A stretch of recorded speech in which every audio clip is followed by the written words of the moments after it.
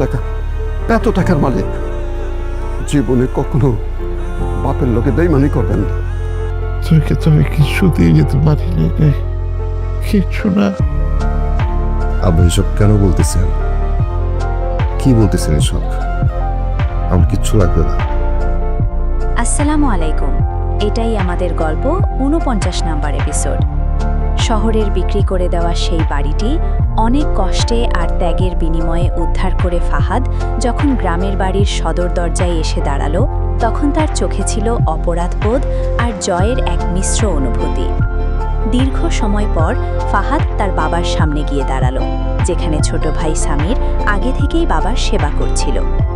শুরুতে দুই ভাইয়ের মধ্যে এক প্রচণ্ড বাকবিতণ্ডা আর ঝগড়া বেঁধে যায়।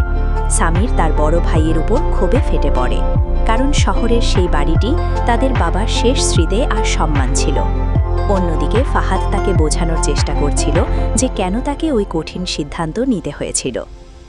এক পর্যায়ে ফাহাদ যখন শহরের বাড়ির দলিলগুলো সামিরের হাতে তুলে দিল, তখন পরিবেশটা নিস্তব্ধ হয়ে গেল। ফাহাদ নিজের ভুল বুঝতে পেরে শুধু বাড়িই ফেরত আনেনি, বরং বাবার ভিটে মাটির ওপর তার নিজের যা কিছু অধিকার ছিল সবটাই সামিরকে লিখে দেওয়ার ঘোষণা দেয়। সে বলে, আমি শুধু বাড়িটা ফেরত আনেনি সামির, আজ থেকে এই সব কিছুর মালিক তুই, তোরাই বাবার আসল গর্ব।